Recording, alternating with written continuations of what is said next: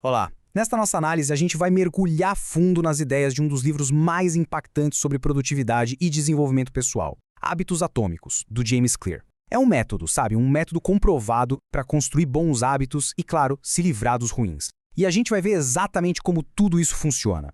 Vamos começar com uma pergunta que, olha, acho que todo mundo já se fez em algum momento, né?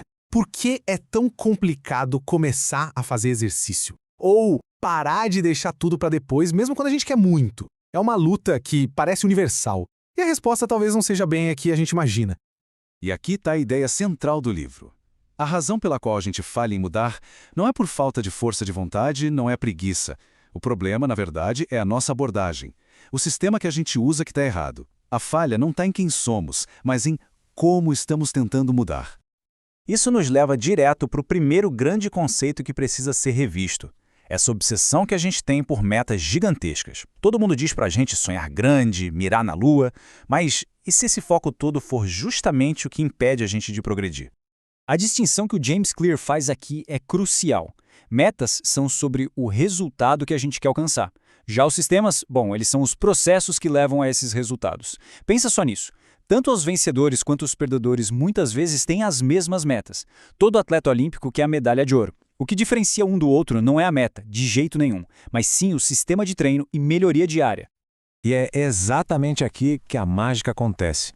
A ideia de que são as melhorias pequenas e consistentes a verdadeira chave para resultados, assim, impressionantes. Não se trata de uma grande revolução do dia para a noite, mas de uma evolução, sabe? Gradual, um passinho de cada vez.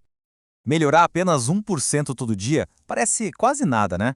Mas ao longo de um ano, o resultado não é ser 365% melhor. Por causa do poder dos juros compostos, o resultado é ser quase 38 vezes melhor. É um número que choca e que revela o poder que está escondido nessas pequenas ações do dia a dia. E esse gráfico aqui, nossa, ele ilustra essa diferença de um jeito que não deixa dúvida.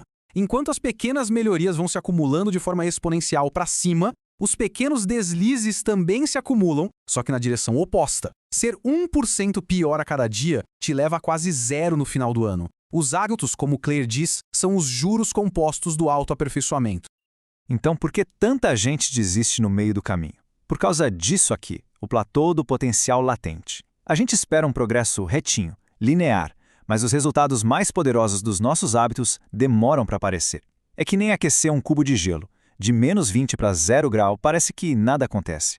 Mas aquela mudança de 1 grau, de 0 para 1, desencadeia uma transformação enorme. O trabalho anterior não foi desperdiçado, ele só estava sendo armazenado.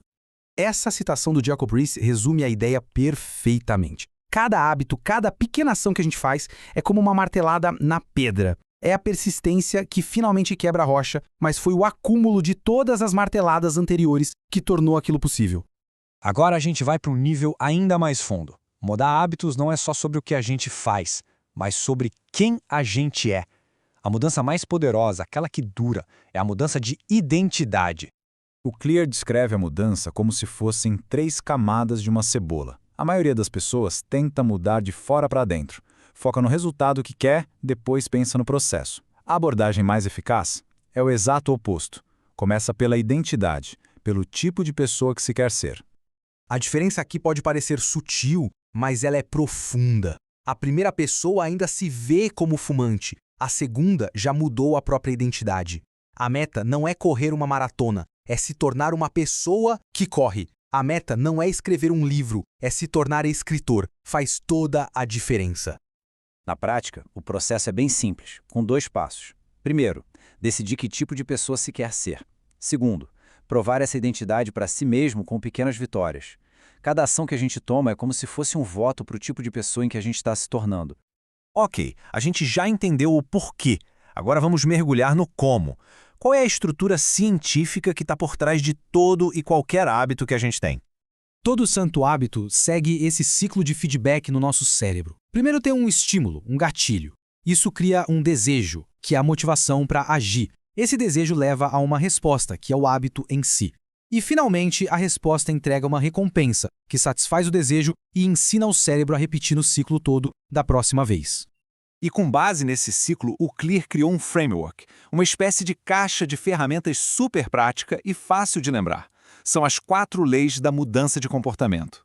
E aqui está o mapa completo. Para criar um bom hábito, a gente precisa tornar o estímulo claro, o desejo atraente, a resposta fácil e a recompensa satisfatória. E para se livrar de um hábito ruim, é só fazer o inverso, tornar o estímulo invisível, o desejo desinteressante, a resposta difícil e a recompensa insatisfatória. É um guia simples, mas olha, extremamente poderoso.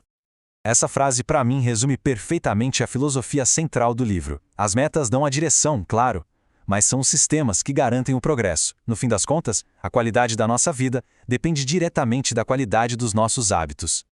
E para a gente fechar, fica esta pergunta para reflexão. A mudança de verdade não é sobre uma grande transformação que vai acontecer amanhã, mas sobre um pequeno voto que damos hoje. Que pequena ação, hoje, seria um voto para a pessoa que se deseja ser? A jornada de 1000 quilômetros realmente começa com um único e pequeno passo.